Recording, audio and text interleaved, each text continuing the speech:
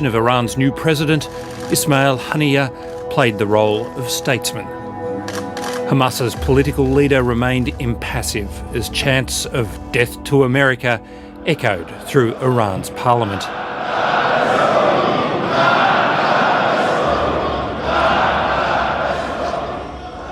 But he was not always a figurehead. He was Hamas's leader in Gaza before Yahya Sinwar and has been in Israel's sights for decades, surviving an assassination attempt in 2003. Israeli defense minister at the time was furious. It was like the big fish who got away. He said at the time to me, Defense Minister Gallant, he said, you either attack all the way or you don't attack at all. Well, tonight they went all the way. Israel has not taken responsibility for the assassination.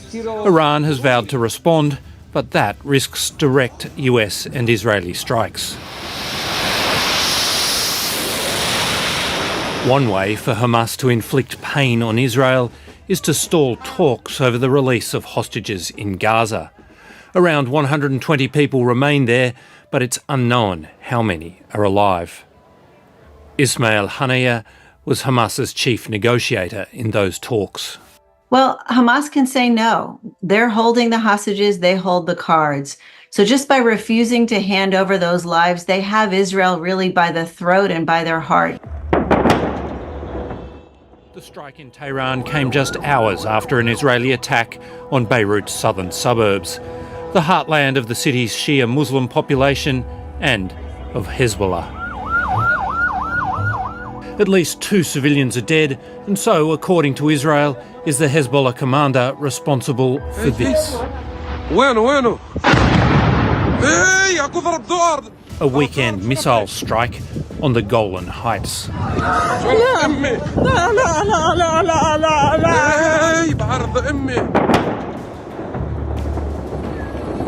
When we've heard the sirens, me and my family, and of course these kids, they immediately run to the shelter. A rocket hit the edge of a football pitch. There was a football training, and their trainer told them to run immediately to the shelter. Some kids arrived there, and they are injured, not killed, but the 12 other kids, they didn't make it there. So the rocket fell exactly between the field and the shelter. In Majd al-Shams, a tight community of Arabic-speaking Druze, everyone knows the children and their families. There are 12 families. Yesterday I was planning to go to the 12 houses. I went to the 5th house and I couldn't make it anymore. I came back to my house and I couldn't make it, really. It hurts so bad because they are kids.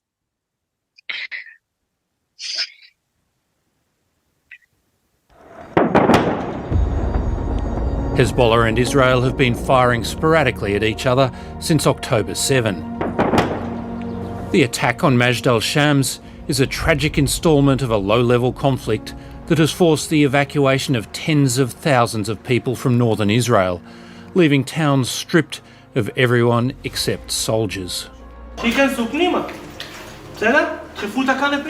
Israelis are going into a second year of no school for their children in the north, and the country is shrinking from a livability point of view. They're losing territory without even fighting a war.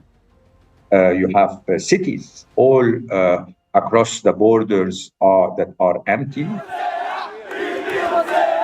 Israel's Prime Minister is under enormous pressure to fix this problem.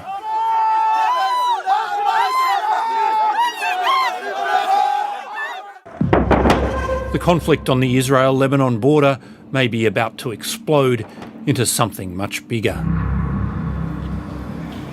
Airlines have cancelled flights in and out of Beirut. Embassies are urging their citizens to leave while they can. Analyst Sami Nader is based in Beirut. People are getting very worried because the event can go out of track, out of control, and Lebanon will end up in a scenario of a full-scale war, something similar of what happened already in 2006. In 2006, Israel invaded Lebanon after the abduction of Israeli soldiers. It targeted infrastructure like bridges, power plants, and the nation's only airport, and displaced more than 1 million people. Lebanon's economy collapsed after 2020, and the weakened state is incapable of weathering another humanitarian crisis. A limited war can be as well devastating for Lebanon. A war that will target Lebanon infrastructure will be devastating today in this very delicate situation we are going through. And a conflict will be bad for Israel too. Hezbollah is far more formidable than it was 18 years ago. Armed by Iran, its fighters blooded by the long war in Syria. Hezbollah is no Hamas. They are the best armed and best trained non-state military in the world.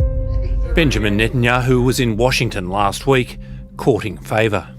I want to thank you for 50 years of public service and 50 years of support for the State of Israel. But US efforts to restrain him in Lebanon and Gaza have been complicated by the nation's own political upheaval. Netanyahu came to rehabilitate Israel's image and his own on the world stage. The problem was that DC was sort of distracted and divided by its own political three-ring circus of the absurd. Despite the turmoil, with Netanyahu on a 3-month break from Parliament and Biden freed from his campaign commitments, Laura Blumenfeld thought a peace deal in Gaza was within reach. And Hamas, absolutely, they're out of arms and out of hope in some way for their total victory. And so I think that they're looking to compromise. And then along came Hezbollah, launching a deadly rocket at a soccer field. It landed on, killed 12 children in a Druze village, and the whole thing is blown. As the implications of the latest attacks rock the Middle East, in the Golan Heights, the community mourns its children. Rita Safadi has a simple wish. We don't want any innocent men, women, kids to be killed in the name of revenge for these children. We just want peace. We don't want them to pay a price for something they are not responsible for.